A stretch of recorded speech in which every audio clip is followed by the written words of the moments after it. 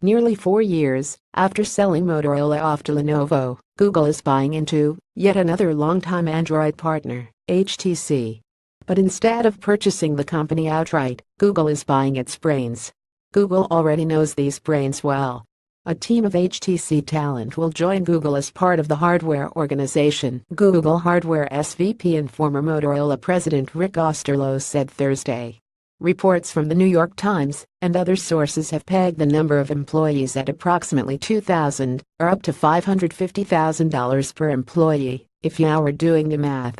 These future fellow Googlers are amazing folks we've already been working with closely on the Pixel smartphone line, and we're excited to see what we can do together as one team. Google also gets non-exclusive rights to HTC intellectual property as part of the deal.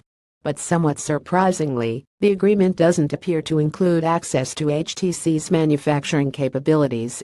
The story behind the story: the deal signifies that Google is taking its new hardware division and Made by Google device push seriously. It also shows lessons learned after Google bought Motorola in 2011. It took nearly 2 years of flushing home hardware through the company's pipeline before Google finally made its mark with 2013's brilliant Moto X. By acquiring just the people and not the products, the fresh hires can start working on the Pixel 3 and other devices immediately. The Pixel 2 is expected to launch at Google's October 4 hardware event. Why Google bought HTC's brains? While Google mostly bought Motorola for its deep patent portfolio, the purchase of HTC's engineering talent appears designed to improve its hardware chops. Until now, Google has had to partner with device makers like Huawei, LG, and yes, HTC itself to create its self-branded Nexus and Pixel phones. This deal lets Google seize more direct control over its hardware endeavors, though it will still need secure manufacturing for its devices. It wouldn't be surprising if the deal included some HTC Vive talent as well, given Google's interest in mobile VR. HTC's mobile team has a long history with Android. It also boasts a solid track record for producing flat-out excellent phones and tablets, often in direct collaboration with Google. The HTC Dream aka the T-Mobile G1 was the world's first Android phone in 2008. It was a touchscreen device with a slide-out QWERTY keyboard. HTC also made the first Nexus 1 phone and the last Nexus 9 tablet. It also manufactures Google's Pixel and Pixel XL, and is rumored to be the manufacturer of the forthcoming Pixel 2. HTC has struggled in recent years. It was once the darling of the Android community, with the industrial HTC One and a long line of top-notch phones packing Beats Audio prior to Apple's Beats acquisition. It's since slipped under intense competition from Samsung, Huawei, and others.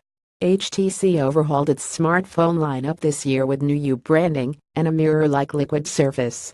Despite a strong showing by the stunning, squeezable U11 $650 on Amazon, however, HTC has sunk to bit player status in the Android world. Now, however, the brains behind those stellar devices work for Google, which clearly has big plans for future hardware. Watch out, Samsung. What happens to HTC now? HTC says it will continue to have bestinkless engineering talent, and those people are working on a successor to the HTC U11. Exact figures weren't provided, but the New York Times reports that HTC CFO Peter Shen stated that the company would still have more than 2,000 research and design staffers after Google's acqui-hire, compared to the roughly 4,000 people currently employed. The company also says the $1.1 billion deal will enable a more streamlined product portfolio, which makes you wonder about the future of HTC's mobile lineup. HTC's phone business pretty much cratered over the past few years, with the company announcing its 9th straight quarterly loss in August 2017. I wouldn't be surprised to see HTC's future smartphone role evolve into something similar to BlackBerry and Nokia's current strategy, licensing its name out for use on hardware created, designed, and produced by third-party manufacturers.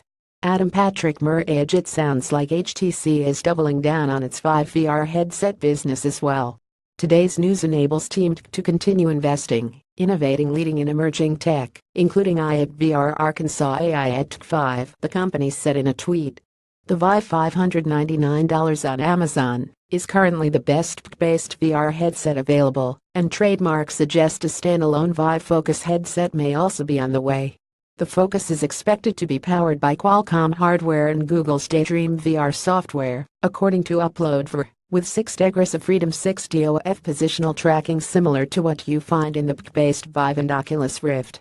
To comment on this article and other PK World content, visit our Facebook page or our Twitter feed.